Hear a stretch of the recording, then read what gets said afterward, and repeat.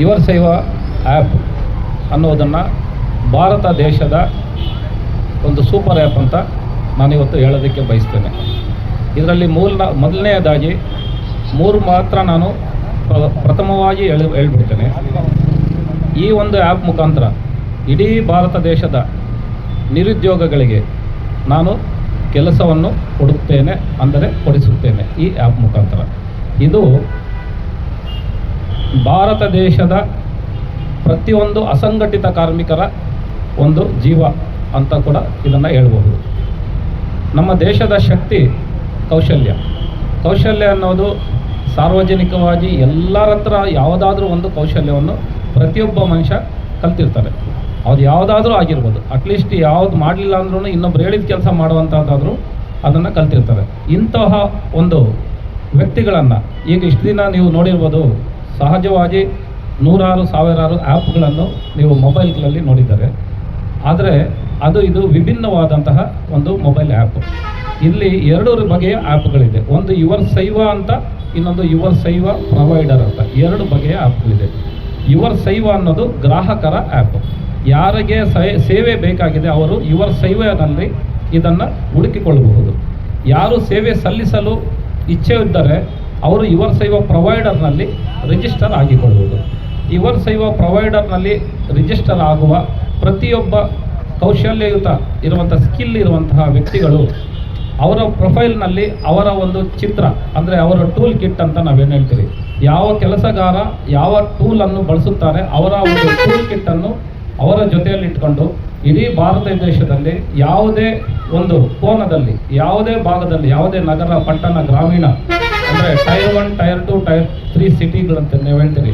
ಹಳ್ಳಿ ಇರ್ಬೋದು, ಪಟ್ಟಣ ಇರ್ಬೋದು, ನಗರ ಇರ್ಬೋದು, ಎಲ್ಲೇ ಇದ್ರೂ ಕೂಡ ಅವನ ಟೂಲ್ ಕಿಟ್ ಅವನ ಜೊತೆಯಲ್ಲಿದ್ದರೆ ಆ ಮನುಷ್ಯನನ್ನು ಅದು ಕಾಪಾಡುತ್ತೆ. ಅಂದರೆ ಉದಾಹರಣೆಗೆ ನಾನೊಂದು 5 ಉದಾಹರಣೆಗಳು ಮಾತ್ರ ಈಗ ನಿಮಗೆ ಅರ್ಜೆಂಟಾಗಿ ಗೊತ್ತಾಗೋ ಥರ ನಾನು ಹೇಳ್ಬಿಡ್ತೀನಿ ನೋಡಿ. ಒಂದು ಮರ ಹತ್ತುವ ವ್ಯಕ್ತಿ, ಅದನ್ನು ಮರ ಹತ್ತುವ ವ್ಯಕ್ತಿಯನ್ನು ನೀವು ಕಣ್ಣಲ್ಲಿ ನೋಡೋ ಅಳೆಯೋದಕ್ಕಾಗೋದಿಲ್ಲ. ಅದಕ್ಕೆ ಯಾವುದೇ ಓದು ಬರವಣಿಗೆ ಸರ್ಟಿಫಿಕೇಟ್ ಇರಲ್ಲ. ಅದು ಅವನ ಕೌಶಲ್ಯ.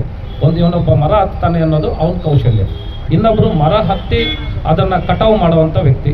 ಇನ್ನೊಬ್ಬ ಬಂದ್ಬಿಟ್ಟು ಒಂದು ವಿದ್ಯುತ್ ಕಂಬವನ್ನು ಏರಿ ಆ ವಿದ್ಯುತ್ ಕಂಬದಲ್ಲಿರುವಂತಹ ತಂತಿಗಳನ್ನು ಸರಿ ಮಾಡುವಂತಹ ವ್ಯಕ್ತಿ. ಇನ್ನೊಬ್ಬರು ಒಂದು ಗ್ರಾಮೀಣ ಭಾಗದಲ್ಲಿರುವಂತಹ ಒಂದು ವಾಟರ್ ಟ್ಯಾಂಕಿಂದ ಬರುವಂಥ ಪೈಪ್ಗಳನ್ನು ರೆಡಿ ಮಾಡುವಂಥ ವ್ಯಕ್ತಿ. ಇನ್ನೊಬ್ಬರು ಬಂದ್ಬಿಟ್ಟು ಒಂದು ಹಾವು ಹಿಡಿಯುವಂಥ ವ್ಯಕ್ತಿ. ಇನ್ನೊಬ್ಬ ಬಂದ್ಬಿಟ್ಟು ಒಂದು ಬೀದಿ ಬದಿ ವ್ಯಾಪಾರಿ ಮಾಡುವಂತಹ ಅಡಿಗೆ ಪದಾರ್ಥಗಳು, ಅಂದರೆ ಆಹಾರ ಪದಾರ್ಥಗಳನ್ನು ಮಾಡುವಂಥ ವ್ಯಕ್ತಿ.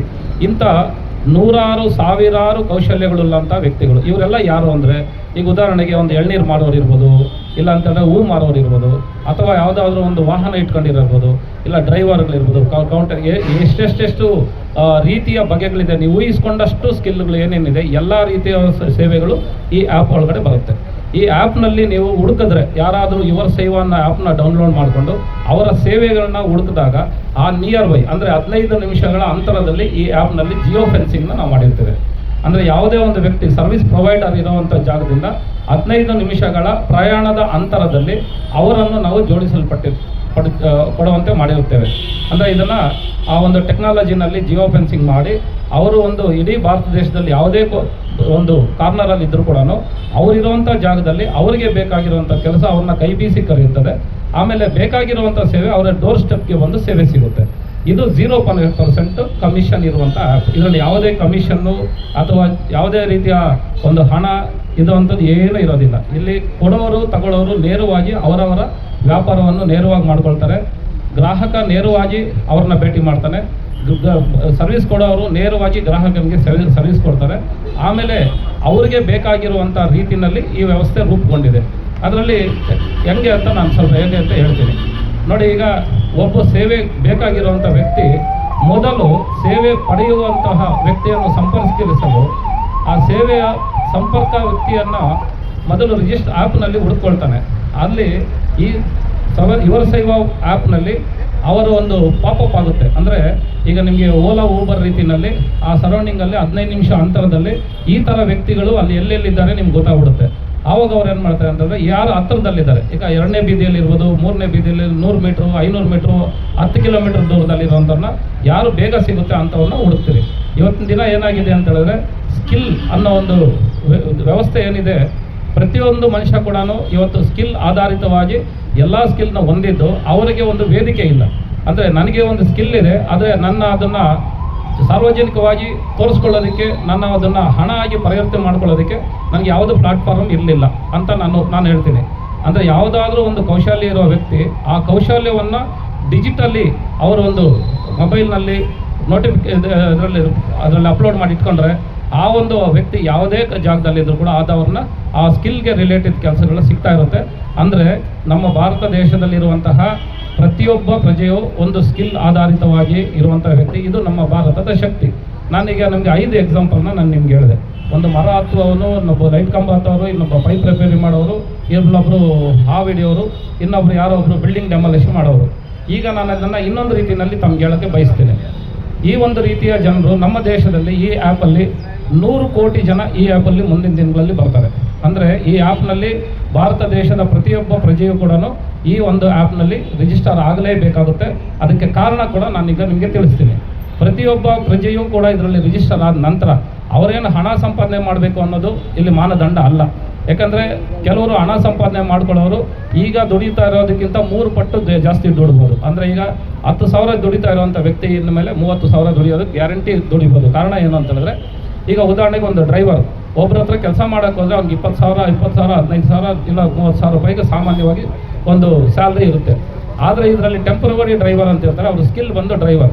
ಅವ್ರು ಏನು ಮಾಡ್ತಾರೆ ಅಂತ ಹೇಳಿದ್ರೆ, ಅದು ಡ್ರೈವಿಂಗ್ ಕೆಲಸಕ್ಕೆ ಹೋಗಲ್ಲ, ಅವ್ರ ಓನರ್ ಇರಲ್ಲ, ಅವ್ರಿಗೆ ಕೆಲಸಗಾರ ಇರಲ್ಲ. ಇನ್ಮೇಲೆ ಈ ವ್ಯಕ್ತಿ ಏನು ಮಾಡ್ತಾರೆ ಅಂತೇಳಿ ಟೆಂಪರವರಿ ಡ್ರೈವರ್ ಅಂತ ಹಾಕ್ಕೊಂಡಾಗ ಆ ಒಂದು ಡ್ರೈವರ್ ಏನಾಗ್ತಾನೆ ಅಂತ ಪಾರ್ಟ್ ಟೈಮ್ ಡ್ರೈವರ್ ಆಗಿ ಹೋಗ್ತಾರೆ. ಈಗ ಉದಾಹರಣೆಗೆ ಯಾರಿಗೋ ಒಬ್ಬರಿಗೆ ಡ್ರೈವಿಂಗ್ ಹೋಗ್ಬೇಕಾದ್ರೆ ಒಂದು ದಿನಕ್ಕೆ ಅವ್ರು 2,000 ಕೂಡ ಚಾರ್ಜ್ ಮಾಡ್ಬೋದು, 3,000 ಚಾರ್ಜ್ ಮಾಡ್ಬೋದು. ಆ ಥರ ಒಂದು ತಿಂಗಳಲ್ಲಿ ಒಂದು 10 ದಿನ ಹೋದ್ರೂ ಅವ್ರಿಗೆ ಅಟ್ಲೀಸ್ಟ್ ಒಂದು 30,000-40,000 ಬಂತು. ಅಕಸ್ಮಾತ್ ತಿಂಗಳೆಲ್ಲ ದುಡಿದ್ರೆ ಅವ್ರು 1 ಲಕ್ಷ ಕೂಡ ದುಡಿಬೋದು. ಇದರಲ್ಲಿ ಎಲ್ಲ ಸ್ಕಿಲ್ ವ್ಯಕ್ತಿಗಳು ಕೂಡ ಇವತ್ತಿನ ಸಂಪಾದನೆಗಿಂತ 3-4 ಪಟ್ಟು ಒಂದು ಹಣ ಸಂಪಾದನೆ ಮಾಡುವಂಥ ಒಂದು ಮಾರ್ಗ ಅದು ಡಿಜಿಟಲಿ ಇದರಲ್ಲಿ ನಾವು ತೋರಿಸ್ಕೊಟ್ಟಿದ್ರಿ. ಅದನ್ನು ನಿಧಾನವಾಗಿ ಅದರೊಳಗಡೆ ಸ್ವಲ್ಪ ವ್ಯವಸ್ಥಿತವಾಗಿ ಆ್ಯಪನ್ನು ಅರ್ಥ ಮಾಡ್ಕೊಂಡಲ್ಲಿ ಇವಾಗ ಪ್ರತಿಯೊಬ್ಬರು ಕೂಡ ಇದರಲ್ಲಿ ಯಾರೂ ಕೂಡ ನನಗೆ ಆಗೋದಿಲ್ಲ ಅನ್ನೋದಲ್ಲ, ಎಲ್ಲರೂ ಇದರಲ್ಲಿ ಬರ್ಬೋದು. ಪ್ರತಿಯೊಬ್ಬ ಮನುಷ್ಯರು ಇದರಲ್ಲಿ ಸೇರ್ಬೋದು. ಆ ನಂತರ ಇದರಲ್ಲಿ ವಿಶೇಷವಾಗಿ ಇದರಿಂದ ದೇಶಕ್ಕೆ ಏನು ಒಳ್ಳೆಯದು ಉಪಯೋಗ ಅನ್ನೋದು ಎರಡನೇದು. ಒಂದು ನಿರುದ್ಯೋಗ ಸಮಸ್ಯೆ ನಾನು ಪೂರ್ತಿಯಾಗಿ ಖಾಲಿ ಮಾಡ್ತೀನಿ. ಅಂದರೆ ನಿರುದ್ಯೋಗ ಸಮಸ್ಯೆನ ನನ್ನ ಆ್ಯಪಲ್ಲಿ ಯಾವುದೇ ಕಾರಣಕ್ಕೂ ಕೂಡ ಎಂಥವರಾದ್ರೂ ಬರಲಿ ನಾನು ನೇರವಾಗಿ ಪ್ರಶ್ನೆ ಕೇಳಿ ನನಗೆ ನೀವು ಕೆಲಸ ತೋರಿಸಿ ಅಂತ ಹೇಳ್ಬಿಟ್ಟು ನಾನು ಈಗಲೇ ತೋರ್ಸೋಕೆ ರೆಡಿ ಇದ್ದೀನಿ. ಅವ್ರ ಕೆಲಸನ ನಾನು ಈ ಆ್ಯಪಲ್ಲಿ ಇಲ್ಲೇ ಕೂತ್ಕೊಂಡು ಸಾಲ್ವ್ ಮಾಡ್ತೀನಿ. ಅವ್ರಿಗೆ ನಾನು ಕೆಲಸ ಕೊಡೋದಕ್ಕೆ 100ಕ್ಕೆ 100 ಪಟ್ಟು ಗ್ಯಾರಂಟಿ ಇದೇ ಜಾಗದಲ್ಲಿ ಇಲ್ಲೇ ಕೂತ್ಕೊಂಡು ನಾನು ಕ್ಲಿಯರ್ ಮಾಡಿಕೊಡ್ತೀನಿ. ನೀವು ಯಾರನ್ನಾದ್ರೂ ಪರೀಕ್ಷೆ ಕೂಡ ಮಾಡಬಹುದು. ಒಂದು. ಎರಡನೇದು, ಈ ದೇಶದಲ್ಲಿ ಇವರಿಂದ ಏನು ಪ್ರಯೋಜನ ನೋಡಿ. ನಮ್ಮ ದೇಶದಲ್ಲಿ ಯಾವತ್ತಾದರೂ ತುರ್ತು ಪರಿಸ್ಥಿತಿ ಉಂಟಾದಲ್ಲಿ ನಮ್ಮ ಆ್ಯಪ್ ಅವತ್ತು ಯಾವುದೇ ವ್ಯಾವಹಾರಿಕವಾಗಿ ಇರೋದಿಲ್ಲ, ಅವತ್ತು ಅದನ್ನು ವಾಲಂಟಿಯರ್ ಆಗಿ ನಾವು ಕನ್ವರ್ಟ್ ಮಾಡ್ತೀವಿ. ಅಂದರೆ ಅದರ ಅರ್ಥ ಏನಂತ ಹೇಳಿದ್ರೆ, ಇಲ್ಲಿರುವಂತಹ ಎಲ್ಲ ಕೌಶಲ್ಯ ಇರೋ ವ್ಯಕ್ತಿಗಳು ಕೂಡ ನ್ಯಾಷನಲ್ ಎಮರ್ಜೆನ್ಸಿ ಅಂತ ಬಂದಾಗ, ರಾಷ್ಟ್ರೀಯ ತುರ್ತು ಪರಿಸ್ಥಿತಿ ಬಂದಾಗ ಅವರವರ ಸೇವೆಗಳನ್ನು ಅವರವರ ಲೊಕೇಶನ್ನಲ್ಲಿ ಉಚಿತವಾಗಿ ಮಾಡಿಕೊಳ್ಳುವಂಥದ್ದು. ಆಗ ಏನಾಗುತ್ತೆ ಅಂತಂದರೆ, ಉದಾಹರಣೆಗೆ ನಾನು ನಿಮ್ಗೊಂದು ಬೋರ್ಡಲ್ಲಿ ನಿಮ್ಗೆ ತೋರಿಸ್ದೆ, ನಮ್ಮ ದೇಶದ ಸೈನಿಕನ ಆತ್ಮಸ್ಥೈರ್ಯ ಹೆಚ್ಚಿಸುವ ಕಾರ್ಯಕ್ರಮ. ಈಗ ಉದಾಹರಣೆಗೆ ನಾವೀಗ ಈ ಆನೆಕಲ್ಲಲ್ಲಿ ಇದ್ದೀರಿ, ಇಲ್ಲಿ ಯಾವುದೋ ಒಂದು ನ್ಯಾಚುರಲ್ ಕೆಲಾಮಿಟೀಸ್ ಆಯಿತು, ಇಲ್ಲ ಅಂತಂದರೆ ಏನೋ ಒಂದು ವಾರ ಆಯಿತು, ಒಂದು ಬಾಂಬ್ ಬೀಳ್ತು, ಏನೋ ಒಂದು ಆಗೋ ಟೈಮಲ್ಲಿ ಇಲ್ಲಿ 100,000 ಜನ 1,000 ಜನ ನೋವುಗಳು ಆಗೋ ಸಮಯದಲ್ಲಿ ಇಲ್ಲಿರುವಂಥ ಆರಕ್ಷಕರಾಗಲಿ, NDRF ಇರ್ಬೋದು, ಇರ್ಬೋದು, ಕಡಿಮೆ ಒಂದು 50 ಜನ ಇರ್ಬೋದು. ಆದರೆ ಇಲ್ಲಿರುವಂಥ ಸಮಸ್ಯೆ 100, 200, 1000 ಜನಗಳಿಗೆ ಮುಟ್ಟದಲ್ಲಿ ಅವ್ರನ್ನ ಆ ಕ್ಷಣದಲ್ಲಿ ಕಾಪಾಡೋದಕ್ಕೆ ಈ ಒಂದು ಸರ್ಕಾರದಲ್ಲಿರುವಂತಹ ಅಧಿಕಾರಿಗಳು ಆ ಒಂದು ವ್ಯವಸ್ಥೆ ಸಾಕಾಗೋದಿಲ್ಲ. ಅಂಥ ಟೈಮಲ್ಲಿ ಇವಾಗ ಏನು ಮಾಡ್ತೀರಿ ಅಂತಂದರೆ, ಈ ಆ್ಯಪಲ್ಲಿರೋ ಪ್ರತಿಯೊಬ್ಬ ಪ್ರೊವೈಡರ್ಗಳನ್ನ ನಾವು ಅಲ್ಲಿ ಪಾಪಪ್ ಮಾಡ್ತೀರಿ. ಅಲ್ಲಿರುವಂಥ ನಿಮ್ಮ ಕೆಲಸಗಳನ್ನ ನೀವು ಸಪೋರ್ಟ್ ಮಾಡಿ. ಆವಾಗ ಏನಾಗುತ್ತೆ ಅಂತಂದರೆ, ಅಲ್ಲಿರೋವಂಥ ವ್ಯಕ್ತಿಗಳು ಆ ಮನೆಯಲ್ಲಿ ಅಲ್ಲಿರುವಂಥ ಅವರವರ ಎಕ್ಸ್ಪರ್ಟ್ಸ್ನ ಮಾಡ್ಕೊಳ್ತಾರೆ. ಈಗ ಏನಾಗುತ್ತೆ ಅಂತಂದರೆ, ಒಂದು ನಾನು ತಗೊಂಬರ್ತೀನಿ, ನಮ್ಮ ಭಾರತ ದೇಶದ ಯಾವುದೋ ಒಂದು ಗಡಿನಲ್ಲಿ ಒಬ್ಬ ಸೈನಿಕರು ಹೋರಾಟದಲ್ಲಿರುವಾಗ ಆ ಒಂದು ಟೈಮಲ್ಲಿ ಅವರಿಗೆ ಒಂದು ನ್ಯೂಸ್ ಏನಾದರೂ ನಿಮ್ಮ ಒಂದು ಆನೆಕಲ್ಲೋ ಇಲ್ಲ ಬೆಂಗಳೂರಲ್ಲಿ ಎಲ್ಲೋ ಒಂದು ಹತ್ರ ಈ ಥರ ಅವಘಡ ಆಗಿದೆ ಅನ್ನೋವಾಗ ಮೊದಲು ಆ ಸೈನಿಕನ ಆತ್ಮಸ್ಥೈರ್ಯ ಕುಗ್ಗುತ್ತೆ. ಕಾರಣ ಏನು ಅಂತಂದರೆ, ಅವರ ಒಂದು ಮನೆಯಲ್ಲಿರುವಂಥವರ ಮಕ್ಕಳು, ತಾಯಿ, ಹೆಂಡತಿ, ಇಂಥ ಒಂದು ಕುಟುಂಬದ ಒಂದು ಪ್ರೀತಿಗೆ ಒಳಪಟ್ಟು ಅವರ ಒಂದು ಮನಸ್ಸು ಕುಗ್ಗಿದಾಗ ಅವರು ಅಲ್ಲಿ ಯುದ್ಧ ಭೂಮಿನಲ್ಲಿ ಅವರ ಒಂದು ಹೋರಾಟದ ಇದು ಅಷ್ಟೊಂದು ಎಫೆಕ್ಟಿವ್ ಆಗಿ ಇರಲ್ಲ. ಆವಾಗ ಏನಾಗುತ್ತೆ ಅಂತಂದರೆ, ಅವರು ವಿಲ್ ಪವರ್ ಕಡಿಮೆ ಆಗಿ ಅವರ ಒಂದು ಮಾನಸಿಕವಾಗಿ ಅವರೇನೋ ಕುಗ್ಗೋಗ್ತಾರೆ. ಅದಾಗಬಾರ್ದು ಅಂತ ಹೇಳಿದ್ರೆ ನಮ್ಮ ದೇಶದಲ್ಲಿ ಪ್ರತಿಯೊಬ್ಬ ವ್ಯಕ್ತಿಯೂ ಕೂಡ ಈ ಸಮಯದಲ್ಲಿ ನ್ಯಾಷನಲ್ ಎಮರ್ಜೆನ್ಸಿಯಲ್ಲಿ ವಾರ್ ಟೈಮಲ್ಲಿ ನ್ಯಾಚುರಲ್ ಕೆಲಾಮಿಟೀಸ್ ಇರೋ ಟೈಮಲ್ಲಿ ಏನೇ ತೊಂದರೆಗಳಾದರೂ ಕೂಡ ಅಲ್ಲಿ ಈ ಥರ ಯುವ ಸೇವಾ ಪ್ರೊವೈಡರ್ಸ್ ಅನ್ನೋ ಒಂದು ವಾಲಂಟಿಯರ್ಸ್ ಇದ್ದಾರೆ ಅಂತ ಅವ್ರಿಗೆ ಗೊತ್ತಾದರೆ ಅಟ್ಲೀಸ್ಟ್ ಒಂದು 10% ಅವರು ರೀಬೂಸ್ಟ್ ಆಗಿ ಇಲ್ಲ ನನ್ನ ಮನೇಲಿ ಕಾಪಾಡೋಕೆ ಒಬ್ರು ಇದ್ದಾರೆ ಅನ್ನೋ ಒಂದು ಗ್ಯಾರಂಟಿ ಮೇಲೆ ಅವನು ಇನ್ನೊಂದು ರೀತಿಯಲ್ಲಿ ಈ ದೇಶದ ಒಂದು ಕಾಪಾಡೋ ಇದರಲ್ಲಿ ಅವನು ಹೋಗ್ತಾನೆ. ಅದ್ರ ಜೊತೆಯಲ್ಲಿ ಇನ್ನೊಂದು ಈ ದೇಶದ ಪ್ರತಿಯೊಬ್ಬ ಪ್ರಜೆಯು ಈ ದೇಶದ ಎಲ್ಲರೂ ಸಾಮಾನ್ಯವಾಗಿ ಇರೋಂಥ ನಾವು ನೀವು ಎಲ್ಲ ಕೂಡ ಈ ಒಂದು ಯುವ ಸೇವಾ ಪ್ರೊವೈಡರಲ್ಲಿ ರಿಜಿಸ್ಟರ್ ಆಗಿ ಇಟ್ಕೊಂಡಾಗ ಸೇವೆ ಬೇಕಾಗಿದ್ದಾಗ ಹಣ ಬೇಕಾಗಿರೋರು ಹಣ ಸಂಪಾದನೆ ಮಾಡ್ಬೋದು, ಹಣ ಸಂಪಾದನೆ ಬೇಡ ಅನ್ನೋರು ಎಮರ್ಜೆನ್ಸಿ ಟೈಮಲ್ಲಿ ಅದನ್ನು ದೇಶ ಸೇವೆಗೆ ಉಪಯೋಗಿಸ್ಬೋದು. ಈ ಒಂದು ಕಾರ್ಯಕ್ರಮವನ್ನು ಭಾರತ ದೇಶದಾದ್ಯಂತ ನಾನು ತರ್ತಾ ಇದ್ದೀನಿ. ಇಡೀ ಭಾರತ ದೇಶದಲ್ಲಿ ಇದನ್ನು ನಾನು ತಗೊಂಬಂದು ಭಾರತ ದೇಶಾದ್ಯಂತ ಈ ದೇಶನ ವಿಶ್ವದಲ್ಲೇ ಒಂದು ಸ್ಟ್ರಾಂಗ್ ಕಂಟ್ರಿಯಾಗಿ ಮಾಡೋದಕ್ಕೆ ಈ ಒಂದು ಆ್ಯಪು ಪ್ರಯತ್ನ ಪಡುತ್ತೆ. ಅದಕ್ಕೋಸ್ಕರ ಇವತ್ತು ಮೊದಲನೇದಾಗಿ ಇವತ್ತು ಇಲ್ಲಿಂದ ಯಾಕೆ ಶುರು ಮಾಡಿದ್ದೆ ಅಂತಂದರೆ ಇವತ್ತನ್ನು ನಾನು ಈ ಒಂದು ಆನೇಕಲ್ ತಾಲೂಕಿನಾಗಿ ಹೋದ ವ್ಯಕ್ತಿ ಆಗಿದ್ದು ಈ ಒಂದು ಆನೇಕಲ್ ತಾಲೂಕಲ್ಲಿ ಹುಟ್ಟಿ ಇದಕ್ಕೋಸ್ಕರ ಇದನ್ನು ಒಂದು 10 ವರ್ಷದಿಂದ ಇದನ್ನು ಒಂದು ಅನ್ವೇಷಣೆ ಮಾಡಿ ಇದರಲ್ಲಿರೋ ಸಮಸ್ಯೆಗಳು ಏನಾಗುತ್ತೆ ಎಲ್ಲಾಗುತ್ತೆ ಅನ್ನೋದನ್ನೆಲ್ಲ ಕೂಲಂಕಷವಾಗಿ ಪರಿಶೀಲನೆ ಮಾಡಿದ್ದೀರಿ. ಈ ಒಂದು ಪ್ರೊವೈಡರ್ ಆ್ಯಪ್ನಲ್ಲಿ ಸಾಕಷ್ಟು ಚಾಲೆಂಜ್ಗಳು ಕೂಡ ಇರುತ್ತೆ. ಯಾಕಂತಂದರೆ ಈ ಜನಗಳೆಲ್ಲರನ್ನೂ ನಾವು ಅನ್ಬೋರ್ಡ್ ಮಾಡುವಾಗ ಈ ಜನಗಳನ್ನೆಲ್ಲರನ್ನೂ ಒಬ್ರಿಗೊಬ್ರು ಕನೆಕ್ಟ್ ಮಾಡುವಾಗ ಆ ಒಂದು ಮನೆಗೆ ಹೋಗೋ ಟೈಮಲ್ಲಿ ಏನಾದರೂ ಕ್ರೈಮ್ಗಳು ನಡೀಬಾರ್ದು ಅನ್ನೋದಕ್ಕೋಸ್ಕರ ಕೂಡ ನಾವು ಇದರಲ್ಲಿ ತಗೊಂಡಿದ್ದೀವಿ. ಹೇಗೆ ಅಂತ ಹೇಳಿದ್ರೆ ಇಂಡೋರ್ ಸರ್ವಿಸ್ ಔಟ್ಡೋರ್ ಸರ್ವಿಸ್ ಅಂತ ಇರುತ್ತೆ. ಇಂಡೋರ್ ಸರ್ವಿಸ್ಗೆಲ್ಲರಿಗೂ ನಾನು ಬಾಡಿ ಕ್ಯಾಮ್ ಹಾಕಿ ಕೊಡಿಸ್ತೀವಿ. ಪ್ರತಿಯೊಬ್ಬ ಇಂಡೋರ್ ಸರ್ವಿಸ್ ಮಾಡೋರ್ಗೂ ಒಂದು ಬಾಡಿ ಕ್ಯಾಮ್ ಇರುತ್ತೆ. ಯಾಕಂತಂದರೆ ಮನೆ ಒಳಗಡೆ ಮಹಿಳೆಯರು ಮಕ್ಕಳು ಯಾರಾದರೂ ಇದ್ದಾಗ ಕೂಡ ಅವರ ಸೇಫ್ಟಿಗೋಸ್ಕರ ಏನು ಮಾಡ್ತಿದ್ರೆ ಒಂದು ಬಾಡಿ ಕ್ಯಾಮ್ನ ಮಾಡಿ ಯಾವುದೇ ಮನೆ ಒಳಗಡೆ ಹೋಗಿ ಸೇವೆ ಮಾಡೋವಂಥವ್ರು ಒಂದು ಬಾಡಿ ಕ್ಯಾಮ್ ಮುಖಾಂತರ ಒಳಗಡೆಗೆ ಹೋಗಬೇಕಾಗುತ್ತೆ. ಔಟ್ಸೈಡ್ ಇರೋವಂಥವ್ರಿಗೆ ಅದು ಅವಶ್ಯಕತೆ ಇಲ್ಲ. ಈ ಥರದನ್ನು ನಾವು ಮಾಡ್ತೀವಿ. ಈಗ ಎಮರ್ಜೆನ್ಸಿ ಟೈಮಲ್ಲಿ ಇವ್ರ ಪಾತ್ರಗಳನ್ನ ನಾನು ಒಂದು ಚಿಕ್ಕದಾಗಿ ಹೇಳ್ತೀನಿ. ಈ ಒಂದು ಗ್ರಾಮದಲ್ಲಿ ಎಲ್ಲಾದರೂ ಒಂದು ಮರ ಬಿದ್ದಿದ್ರೆ ನಾರ್ಮಲ್ ಡೇಸಲ್ಲಿ ಅವನು ಮರ ಕಟ್ ಮಾಡೋ ವ್ಯಕ್ತಿನ ನಾವು ಕಾಸು ಕೊಟ್ಟು ಇಲ್ಲಿ ಕೆಲಸ ಮಾಡಿಸ್ಕೊಂಡಿರ್ತೀವಿ. ಅದೇ ಒಂದು ತಂತಿ ರಿಪೇರಿ ಮಾಡೋನ್ನ ದುಡ್ಡು ಕೊಟ್ಟು ಮಾಡಿರ್ತೀವಿ. ಎಮರ್ಜೆನ್ಸಿ ಟೈಮಲ್ಲಿ ಇವರೆಲ್ಲರೂ ಕೂಡ ಇದೆಲ್ಲ ಅವ್ರವ್ರ ಸೇವೆಗಳನ್ನ ಸಲ್ಲಿಸಿದಾಗ ರಾಷ್ಟ್ರದ ಯಾವುದೇ ಒಂದು ಸಂಸ್ಥೆ ಇವ್ರು ಬಂದು ಅವ್ರನ್ನ ಕಾಪಾಡೋದಕ್ಕೋಸ್ಕರ ಮೊದಲಾಗಿ ಇಲ್ಲಿರೋರೇ ಅವರವ್ರನ್ನ ಕಾಪಾಡ್ಕೊಂಡ್ಬಿಡ್ತಾರೆ. ಉದಾಹರಣೆಗೆ ಪಕ್ಕದ ಮನೆಯಲ್ಲಿ ಯಾವುದೋ ಒಂದು ಮನೆ ಕುಸಿದೋಗಿದೆ, ಒಂದು 6 ತಿಂಗಳು ಮಗು ಬಿಟ್ಟಿದೆ, ಈ ಮನೆಯಲ್ಲಿ 3-4 ಜನ ಇದ್ದಾರೆ. ಆದರೆ ಇವತ್ತು ವಾಡಿಕೆ ಏನು ಅಂದರೆ ಎಲ್ಲರೂ ಪೊಲೀಸರು ಫೋನ್ ಮಾಡೋದು ಬಿಟ್ಟರೆ ಅವ್ರೋಗಿ ಯಾರೂ ಕೈ ಹಾಕೋದಿಲ್ಲ. ಆದರೆ ಇದರಲ್ಲಿ ಹಂಗಿಲ್ಲ.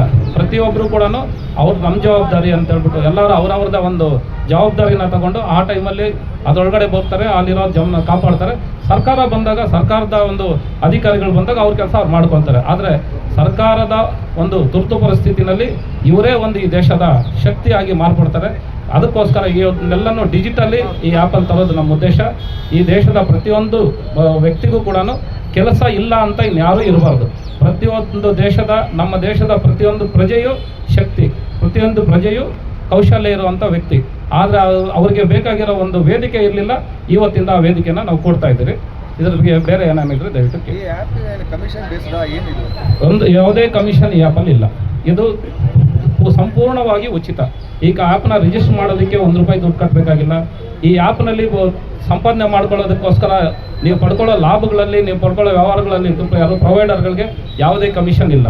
ಇದರಲ್ಲಿ ಯಾವ ರೀತಿ ಕೆಲಸ ಆಗುತ್ತೆ ಅಂತ ಹೇಳಿದ್ರೆ ಆ್ಯಪ್ನ ಯಾರು ಗ್ರಾಹಕರಿದ್ದಾರೆ ಆ ಗ್ರಾಹಕರು ಈಗ ಉದಾಹರಣೆಗೆ ಒಬ್ಬರನ್ನ ಕಾರ್ಪೆಂಟರ್ನ ಇಲ್ಲಾಂದರೆ ಯಾರನ್ನೋ ಒಬ್ಬರನ್ನ ಹುಡುಕಬೇಕಾದಾಗ ಅವ್ರನ್ನ ಹುಡುಕೋದಕ್ಕೋಸ್ಕರ ಏನು ಮಾಡ್ತಾರೆ ಅಂತ ಹೇಳಿದ್ರೆ ಈ ಆ್ಯಪ್ನ ಅಂದರೆ ಸರ್ವಿಸ್ಸು ಯಾರು ಗ್ರಾಹಕ ಇದ್ದಾರೆ, ಸರ್ವಿಸ್ ಪ್ರೊವೈಡರ್ ಮತ್ತು ಸೇವಾ ಅಂತಿದೆ.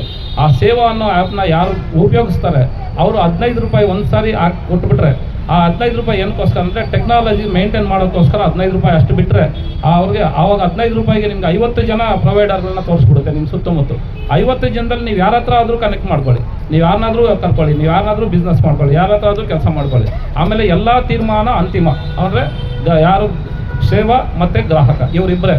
ಇಷ್ಟು ದಿನ ಏನಾಗಿದೆ ಎಲ್ಲ ಆ್ಯಪ್ಗಳು ಕೂಡ ಪಾಪ ಗ್ರಾಹಕರು ಮತ್ತು ಸೇವಾಕರ್ತರ ಮಧ್ಯದಲ್ಲಿ ಕಮಿಷನ್ಗಳನ್ನ ಇಟ್ಕೊಂಡು ಅವ್ರ ಹತ್ರ 20-30%ಗಳನ್ನ ಅವರು ಯಾವುದಾದ್ರೂ ರೂಪದಲ್ಲಿ ಅವರಿಗೆ ಒಂದು ದುಡ್ಡು ವಸೂಲಿ ಮಾಡುವಂಥ ಕಾರ್ಯಕ್ರಮನ ಇಷ್ಟು ದಿನದಿಂದ ಮಾಡಿದ್ದ ಆ್ಯಪ್ಗಳು ಇದೆ. ಈಗ ಭಾರತ ದೇಶದಲ್ಲಿ ಮಾಡ್ತಾ ಇರೋ ಎಲ್ಲ ಆ್ಯಪ್ಗಳು ಕೂಡ ಕಮಿಷನ್ ಆಧಾರದಲ್ಲೇ ನಡೀತಾ ಇದೆ ಅಥವಾ ಯಾವುದೋ ಒಂದು ವಾಮ ಮಾರ್ಗದಲ್ಲಿ ಅವ್ರ ಹತ್ರ ಹಣ ಕೀಳ್ತಾ ಇದೆ. ಇದರಲ್ಲಿ ಯಾವುದೇ ರೀತಿಯಲ್ಲಿ ಕೂಡ ಆ ರೀತಿ ಒಂದೇ ಒಂದು ಪೈಸಾ ಕೂಡ ಯಾರ ಹತ್ರ ನಮ್ಮ ಪ್ರೊವೈಡರ್ಗಳ ಹತ್ರ ಒಂದು ಪೈಸಾ ಕೂಡ ಹಣ ಕೊಡೋಂಗಿಲ್ಲ, ಯಾರೂ ತಗೊಳಂಗಿಲ್ಲ. ಅವರು ಕೂಡ ಸೀದಾ ಇದನ್ನು ಅಪ್ಲೋಡ್ ಇದೆಲ್ಲ ನಾವು ಆ್ಯಪ್ನ ಅವರು ಡೌನ್ಲೋಡ್ ಮಾಡಿ. ಇಲ್ಲಿ ಒಂದು ಸಮಸ್ಯೆ ಏನು ಅಂತ ಹೇಳಿದ್ರೆ ಈ ಒಂದು ಎಲ್ಲ ಅಸಂಘಟಿತ ಕಾರ್ಮಿಕರು ಈಗ ಬೀದಿ ಬನ್ನಿ ಕೆಲಸ ಮಾಡಿರ್ಬೋದು, ಕೂಲಿ ಕೆಲಸ ಮಾಡಿರೋದು, ಇಲ್ಲಿರುವಂಥ ಎಲ್ಲ ಜನಗಳು ಕೂಡ ಆ್ಯಪ್ನ ಡೌನ್ಲೋಡ್ ಮಾಡ್ಕೊಳ್ಳೋದು ಸ್ವಲ್ಪ ಸಮಸ್ಯೆ ಆಗುತ್ತೆ. ಕಾರಣ ಏನಂತಂದರೆ ಅವ್ರು ಅಷ್ಟೊಂದು ಓದು ಬರಹದಲ್ಲಿ ಸ್ವಲ್ಪ ಕಡಿಮೆ ಆಗಿರ್ತಾರೆ. ಟೆಕ್ನಾಲಜಿ ಬಗ್ಗೆ ಕಡಿಮೆ ಇರೋದ್ರಿಂದ ಅವರ ಮಕ್ಕಳು ಅಥವಾ ಆ ಪಕ್ಕದಲ್ಲಿರುವಂತಹ ಬೇರೆ ಯಾವುದೇ ಒಂದು ಸಂಘಟನೆಗಳು, ಅಲ್ಲಿರುವಂಥ ಒಂದು ರಾಜಕೀಯ ಶಕ್ತಿಗಳು, ಅವರ ಒಂದು ನಾಯಕರುಗಳು ಅವರವರು ಆ ಒಂದು ಭಾಗದಲ್ಲಿ ಅವರವರ ಏರಿಯಾದಲ್ಲಿ ಅವರವರ ಜನಗಳನ್ನ ಗುರುತಿಸಿ ಈ ಆ್ಯಪಲ್ಲಿ ರಿಜಿಸ್ಟರ್ ಮಾಡಿಕೊಟ್ಟಲ್ಲಿ ಅವರ ಜೀವನ ಮಟ್ಟವನ್ನು ಮೇಲಕ್ಕೆ ಎತ್ತೋದ್ರಲ್ಲಿ ಎಲ್ಲರ ಪಾತ್ರ ಕೂಡ ಇರುತ್ತೆ. ಇದೊಂದು ದೇಶ ಕಟ್ಟೋ ಕಾರ್ಯಕ್ರಮ ಅಂತ ನಾನು ಹೇಳಕ್ ಬಯಸ್ತೀನಿ. ಒಂದು ಬಾಡಿ ಕ್ಯಾಮು ಒಬ್ಬ ಪ್ರೊವೈಡರ್ಗೆ ನಾವು ಏನು ಮಾಡ್ತೀನಿ ಅಂತಂದರೆ ಅವ್ರಿಗೆ ನಾವು ಬಾಡಿ ಕ್ಯಾಮ್ನ ನಾವು ಒಂದು ಬಾಡಿ ಕ್ಯಾಮು ಯಾವುದಾದ್ರೂ ಪ್ರೊವೈಡರ್ ಬೇಕಾದಾಗ ಅವ್ರ ಪ್ರೊವೈಡರ್ ಇಂಡೋರ್ ಸರ್ವಿಸ್ ಅಂದಾಗ ಮಾತ್ರ ನಾವು ಅವ್ರಿಗೆ ಬಾಡಿ ಕ್ಯಾಮ್ ಕೊಡ್ತೀವಿ. ಔಟ್ಡೋರ್ ಅಂತ ಕೊಡೋದಿಲ್ಲ. ಅದಕ್ಕೆ ಅವ್ರಿಗೇನು ಚಾರ್ಜಸ್ ಇರೋದಿಲ್ಲ. ಅದಕ್ಕೆಲ್ಲ ನಮ್ದು NGOಗಳಿದ್ದಾವೆ, ಅವರು ಬಾಡಿ ಕ್ಯಾಮ್ ಪ್ರೊವೈಡ್ ಮಾಡ್ತಾರೆ, ಅವ್ರನ್ನ ಕನೆಕ್ಟ್ ಮಾಡ್ತೀವಿ. ಕಮಿಷನ್ ಬೇಸ್ಡ್ ಇಲ್ಲ ಅಂತಂದ್ರೆ ಈಗ ಸಂಸ್ಥೆಗಾಗಲಿ ಮತ್ತೆ ತಮ್ಮ ಶ್ರೀನಿವಾಸ್ಗಾಗಲಿ ಇದರಿಂದ ಏನಿಲ್ಲ ನೋಡಿ, ಇದರಲ್ಲಿ 15 ರೂಪಾಯಿ ಅನ್ನೋದು ನಾವು ಗ್ರಾಹಕ ಯಾರು ಕೊಡ್ತಾ ಇದ್ದಾರೆ ಕಸ್ಟಮರ್, ಆ 15 ರೂಪಾಯಿನಲ್ಲೇ ನಮ್ಗೆ ಲಾಭ ಸಿಗುತ್ತೆ. ಅಷ್ಟೇ ನಮಗೆ ಸಾಕಾಗುತ್ತೆ. ಅದೇನು ದೊಡ್ಡದಲ್ಲ, ಅದೇ ಮಸ್ತಾಗುತ್ತೆ.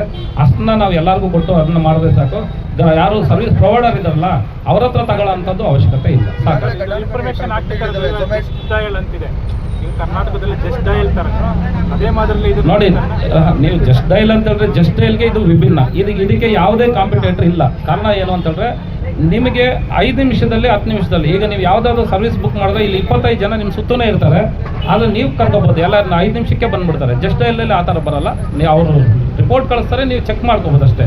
ಇಲ್ಲಿ ಆ ಥರ ಇಲ್ಲ, ನಿಮ್ಮ ಪಕ್ಕದಲ್ಲೇ ಇರ್ತಾರೆ ಕೌಶಲ್ಯ ಇರೋರು. ಇದು ಬರೀ ಸ್ಕಿಲ್ ಅಷ್ಟೇ, ಇಲ್ಲಿ ಯಾವುದೇ ರೀತಿಯಲ್ಲ. ಕೌಶಲ್ಯಕ್ಕೋಸ್ಕರ ಇದು ಕೆಲಸ. ರಿಜಿಸ್ಟರ್ ಆಗಿಲ್ಲ ಅಂದರೆ ತೋರಿಸಲ್ಲ. ಪ್ರತಿಯೊಬ್ಬರು ಇದರಲ್ಲಿ ಆನ್ಬೋರ್ಡ್ ಆಗಿ ರಿಜಿಸ್ಟರ್ ಆಗಿ ಅವರ ಕೌಶಲ್ಯವನ್ನು ಅವರದರಲ್ಲಿ ಅಪ್ಲೋಡ್ ಮಾಡಿದರೆ ಮಾತ್ರನೇ ಗೊತ್ತಾಗುತ್ತೆ. ಈಗಾಗಲೇ ಘಟಾನುಘಟಿ ಕಂಪ್ನಿಗಳಿದ್ದಾವೆ, ಝೊಮ್ಯಾಟೊ, ಸ್ವಿಗ್ಗಿ, ಬೇರೆ ಬೇರೆ ಪೋರ್ಟಲ್ ಇವೆಲ್ಲ. ಆ ಒಂದು ಇದ್ರ ಮುಂದೆ ನಿಮ್ಮ ಒಂದು ಆ್ಯಪ್ ನಿಲ್ಲುತ್ತೆ ಮತ್ತು ಜನರಿಗೆ ತಲುಪುತ್ತೆ ಅಂತ ನಿಮ್ಗೆ ಅನ್ಸುತ್ತೆ? 100% ತಲುಪುತ್ತೆ, ಅದರಲ್ಲಿ ಯಾವುದೇ ಡೌಟ್ ಇಲ್ಲ. ಯಾಕಂತ ಹೇಳಿದ್ರೆ ಉದ್ದೇಶ ಒಂದೇ, ವಿಭಿನ್ನ. ನಾವು 0% ಕಮಿಷನ್. 0% ಅಂತಂದರೆ ಎಲ್ಲ ಆ್ಯಪ್ಗಳು, ನೂರಾರು ಆ್ಯಪ್ಗಳಿದೆ. ನಾನು ಆಗಲೇ ಮೊದಲನೇ ಹೇಳಿದೆ, ಎಲ್ಲರೂ ಒಂದು ಪ್ರೊವೈಡರ್ಗಳ ಹತ್ರ ಕಮಿಷನ್ ತಗೊಂಡು ಆ ಆ್ಯಪಲ್ಲಿ ಸಾಕಷ್ಟು ಹಣ ಮಾಡ್ತಾ ಇರೋ ಆ್ಯಪ್ಗಳಷ್ಟೇ. ಬಟ್ ಇದು ಹಂಗಲ್ಲ. ಇದೊಂದು ದೇಶ ಸೇವೆಗೂ ಮುಡುಪಾಗಿರುವಂಥ ಆ್ಯಪ್, ಈ ದೇಶ ಕಟ್ಟುವಂಥ ಆ್ಯಪ್. ಕಸ್ಟಮರ್ ಡೇಟಾ ನಿಮ್ಮ ಹತ್ರ ಯಾವ ಥರ ಸೆಟ್ ಮಾಡ್ತೀವಿ? ನೋಡಿ, ಕಸ್ಟಮರ್ ಡೇಟಾ ಎಲ್ಲನೂ ಅದಕ್ಕೆ ಸರ್ವರ್ ಇರುತ್ತೆ, ಅದಕ್ಕೆ ಸ್ಟ್ರಾಟಜಿ ಇರುತ್ತೆ, ಅದಕ್ಕೋಸ್ಕರ ಬೇಕಾದ ಬ್ಯಾಕ್ ಎಂಡ್ ಸಪೋರ್ಟ್ ಇರುತ್ತೆ. ಇನ್ ಕೇಸ್ ಏನಾದರೂ ಯಾವುದಾದ್ರೂ ಚಟುವಟಿಕೆಗಳು, ಎಲ್ಲಾದರೂ ಅಪರಾಧಗಳು ನಡೆದ್ರೆ 48 ಅವರ್ ಬ್ಯಾಕಪ್ನ ನಾವು ಇದರಲ್ಲಿ ಕೊಟ್ಟಿರ್ತೀವಿ. ಅಕಸ್ಮಾತ್ ಎಲ್ಲಾದರೂ ಏನಾದರೂ ಅವಘಡಗಳು ನಡೆದಾಗ ಆ 48 ಅವರಲ್ಲಿ ಯಾವುದೇ ಇಲಾಖೆ ಬಂದು ಕೇಳಿದಾಗ, ಸರ್ಕಾರದ ಇಲಾಖೆ ಬಂದಾಗ ನಾವು ಅದನ್ನು ಕೊಡಬೇಕಾಗುತ್ತೆ. ಆವಾಗ ಅವರು ಅದ್ರ ಪ್ರಕಾರ ಅವ್ರು ಆ್ಯಕ್ಷನ್ ತಗೊಳ್ತಾರೆ.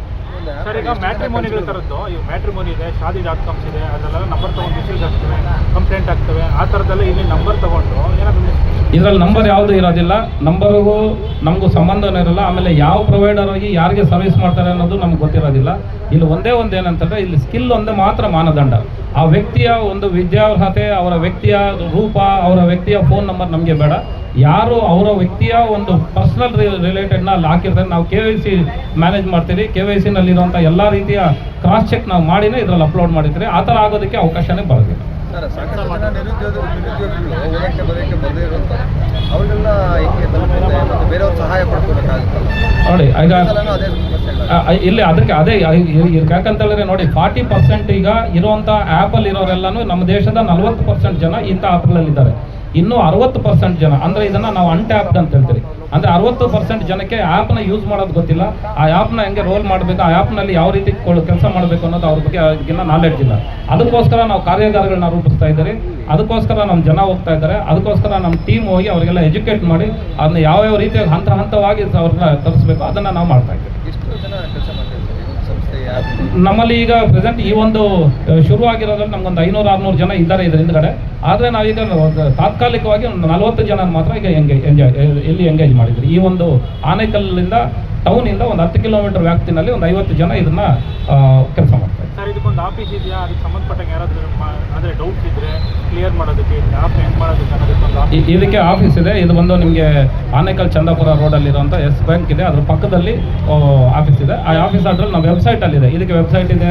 ಪ್ರತಿಯೊಂದು ನೀವು ಆನ್ಲೈನಲ್ಲಿ ವೆಬ್ಸೈಟಲ್ಲಿ ಸರ್ಚ್ ಮಾಡಿದ್ರೆ ಆಫೀಸು, ಅಡ್ರೆಸ್ಸು, ಕಂಪನಿ ಡೈರೆಕ್ಟರ್ಸು ಯಾರ್ಯಾರಿದ್ದಾರೆ ಏನಿದೆ ಎ ಟು ಝಡ್ ನಿಮಗೆಲ್ಲ ಈ ಆ್ಯಪ್ ಏನಾದರೂ ಕೆಲಸ ಮಾಡಿಲ್ಲ ಅಂದರೆ ಅವ್ರು ಎಲ್ಲಿ ಹೋಗಬೇಕು? ಏನು ಟೋಲ್ ಫ್ರೀ ನಂಬರ್ ಎಲ್ಲ ಇದೆ, ಟೋಲ್ ಫ್ರೀ ಇದೆ. ನಾವು ವೆಬ್ಸೈಟಲ್ಲಿ ಹೋಗಿ ಅದಕ್ಕೆ ಎಲ್ಲ ರೀತಿಯಲ್ಲಿ ಸರ್ಚ್ ಮಾಡಿದ್ರೆ ಎ ಟು ಝಡ್ ನಿಮಗೆಲ್ಲ ಇನ್ನು ಮಾಹಿತಿ ಅದ್ರಲ್ಲಿ ಕೊಟ್ಟು ಸಿಗುತ್ತೆ. ಸರ್, ಈಗ ಪ್ರಾಯೋಗಿಕವಾಗಿ ಮಾಡಿರುವಂಥದ್ದ ಅಥವಾ ನೇರವಾಗಿ ಡೈರೆಕ್ಟಾಗಿ ಬಿಟ್ಟಿರುವಂಥದ್ದು? ಈಗ ಡೈರೆಕ್ಟಾಗಿ, ಯಾಕಂದರೆ ಆಲ್ರೆಡಿ ಇದನ್ನು ಲಾಂಚ್ ಮಾಡಿ ನಾವು 1 ವರ್ಷ ಆಗಿದೆ. ಇದನ್ನು ನಾವು ಮೊದಲನೇದಾಗಿ ಆನೇಕಲ್ ಟೌನಿಂದನೇ ಹೋಗಿ ಮಾಡಬೇಕು ಅನ್ನೋ ಒಂದು ಸ್ವಂತ ಆಸೆ ಮತ್ತು ಉದ್ದೇಶದಿಂದ, ನಮ್ಮ ಕರ್ಮಭೂಮಿ ಆಗಿರೋದ್ರಿಂದ ಇಲ್ಲಿಂದನೇ ಶುರು ಮಾಡೋಣ ಅನ್ನೋದಕ್ಕೋಸ್ಕರ ನಾವು ಇಲ್ಲಿಂದ ಮಾಡ್ತಾ ಇದ್ದೀವಿ. ಈಗ ಆಲ್ರೆಡಿ ಆ್ಯಪ್ ಲೈವ್ ಇದೆ. ಈಗ ರಿಜಿಸ್ಟರ್ ಕೂಡ ಆಗ್ತಾ ಇದ್ದಾರೆ ಜನ. ಈಗಾಗಲೇ ಒಂದು 500-400 ಜನ ಒಂದು ವಾರದಿಂದಲೇ ರಿಜಿಸ್ಟರ್ ಆಗಿದ್ದಾರೆ. ಮೋಸ್ಟ್ಲಿ ಇನ್ನೊಂದು 15 ದಿನದಲ್ಲಿ ಒಂದು 2-3 ಸಾವಿರ ಜನ ಪ್ರೊವೈಡರ್ಗಳು ಇಲ್ಲಿ ಬರ್ತಾರೆ. ಆನೇಕಲ್ ಟೌನ್ ಒಳಗಡೆ 3-4 ಸಾವಿರ ಜನ ಬಂದರು ಅಂದರೆ 3-4 ಸಾವಿರ ರೀತಿಯ ಸರ್ವಿಸ್ಗಳು ಇಲ್ಲಿರೋಂಥದ್ದು ಸಿಗ್ತಾ ಇರುತ್ತೆ. ಇದನ್ನು ಹಂತವಾಗಿ ಈಗ ಇದಾದಮೇಲೆ ನಾವು ಜಿಗಣಿ, ಚಂದಾಪುರ, ಅತ್ತೆಬೆಲೆ ಹೋಗ್ತೀವಿ. ಅದಾದಮೇಲೆ ಬೆಂಗಳೂರು ನಗರ, ಅದಾದಮೇಲೆ ಇಡೀ ರಾಜ್ಯ, ಅದಾದಮೇಲೆ ಸೌತ್ ಇಂಡಿಯಾ, ಅದಾದಮೇಲೆ ನ್ಯಾಷನಲ್ ಎಂಟೈರ್ ರಾಷ್ಟ್ರ ವ್ಯಾಪ್ತಿ ಈ ಆ್ಯಪ್ ಬರುತ್ತೆ. ಕ್ಯಾಂಪ್ ವೈಸ್ ಮಾಡ್ತಾ ಇದ್ದೀರಿ. ಆಮೇಲೆ ಬಂದ್ಬಿಟ್ಟು ನಮ್ಮ ಒಂದು ಸಿಬ್ಬಂದಿನ ನಾವು ಎಜುಕೇಟ್ ಮಾಡ್ತಾ ಇದ್ರಿ, ಯಾವ ರೀತಿ ಇದನ್ನ ಅನ್ಬೋರ್ಡ್ ಮಾಡ್ಕೊಳ್ಬೇಕು, ಯಾವ ರೀತಿ ಪಾಂಪ್ಲೆಟ್ ಕೊಡ್ತಾ ಇದ್ರಿ, ಅದಕ್ಕೊಳಗಡೆ ನಾವು ಎಜುಕೇಟ್ ಮಾಡ್ತಾ ಇದ್ರಿ, ಸೋಷಿಯಲ್ ಮೀಡಿಯಾ ಮಾರ್ಕೆಟಿಂಗ್ ಮಾಡ್ತಾ ಇದ್ರಿ, ಎಲ್ಲ ರೀತಿಯೂ ಮಾಡ್ತಾ ಇದ್ರಿ. ಈಗ ಪ್ರೊವೈಡರು ಕಸ್ಟಮರ್ಗೆ ಸರ್ವಿಸ್ ಕೊಡಲಿಲ್ಲ ಸರ್ ಇನ್ನೊಂದು ಸರ್, ಪ್ರೊವೈಡರ್ ಕರೆಕ್ಟಾಗಿ ಸರ್ವಿಸ್ ಕೊಡಲಿಲ್ಲ, ಅವ್ರಿಗೆ ರೇಟಿಂಗ್ಸ್ ಅಂತ ಇರುತ್ತೆ. ನೀವು ಒಳ್ಳೆ ಪ್ರಶ್ನೆ. ರೇಟಿಂಗ್ಸ್ ಇರುತ್ತೆ. ಯಾವ ಪ್ರೊವೈಡರು ಒಳ್ಳೆ ಸರ್ವಿಸ್ ಕೊಡ್ತಾರೆ ಅವ್ರಿಗೆ 5 ಸ್ಟಾರ್ ರೇಟಿಂಗ್ಸ್ ಇರುತ್ತೆ. ಸರ್ವಿಸ್ ಕೊಡಲಲ್ಲ ಅಂತಂದ್ರೆ ಅವ್ರಿಗೆ ಅದು ಸ್ಟಾರ್ ರೇಟಿಂಗ್ಸ್ ಅಲ್ಲಿ ಬಿದ್ದೋಗಿರುತ್ತೆ. ಹೌದು, ಅದ್ರ ಬಗ್ಗೆ ಏನಿರುತ್ತೆ, ಏನೇ ಕಂಪ್ಲೇಂಟ್ಸ್ ಏನಾದರೂ ರೈಸ್ ಆದರೆ ಅವ್ರನ್ನ ಆ್ಯಪಿಂದ ನಾವು ಅದನ್ನು ತೆಗೆದು ಬಿಡ್ತೀವಿ. ಯಾಕಂತ ಹೇಳಿದ್ರೆ ಕಸ್ಟಮರ್ ಪಬ್ಲಿಕ್ ಕಂಪ್ಲೇಂಟ್ನ ನಾವು ತುಂಬ ಇಂಪಾರ್ಟೆಂಟ್ ಆಗಿ ತಗೊಳ್ಬೇಕಾಗುತ್ತೆ. ಜೊತೆನಲ್ಲಿ ಎಲ್ಲಾದರೂ ಒಂದು ಸಾರಿ ಯಾರಾದರೂ ಕ್ರೈಮ್ ಮಾಡಿರೋವಂಥದ್ದು ಇದರಲ್ಲಿ ಗೊತ್ತಾಯಿತು ಅಂತಂದರೆ ನಾವು ಅದನ್ನು ಪರ್ಮನೆಂಟ್ ಆಗಿ ಆ್ಯಪಿಂದ ತೆಗೆದ್ರೆ ಅದೇನಿದ್ರು ಕೂಡ ಮತ್ತೆ ಅದು ಪೊಲೀಸ್ ಇಲಾಖೆ ವೆರಿಫಿಕೇಷನ್ಸು ಏನೇನಿರುತ್ತೆ ಅದ್ರ ಪ್ರಕಾರ ಹೋಗಿ ಆ ಪ್ರೊಸೀಜರಲ್ಲಿ ಬರಬೇಕಾಗುತ್ತೆ. ನಾವು ಪರ್ಸನಲ್ ಆಗಿ ಯಾವುದೇ ರಿಸ್ಕು ಅದನ್ನು ತಗೊಳ್ತೀವಿ. ಮತ್ತೆ ಈ ಗ್ರಾಹಕರು ಮತ್ತೆ ಈ ಕೆಲಸ ಮಾಡೋದು ಕಾರ್ಮಿಕರು ಇಬ್ಬರು ಒಂದೇ ಆ್ಯಪ್ ಇದೆಯಾ ಅಥವಾ ಬೇರೆ ಬೇರೆ ಆ್ಯಪ್? ಇಬ್ಬರಿಗೂ ಬೇರೆ ಬೇರೆ ಆ್ಯಪ್ ಇದೆ.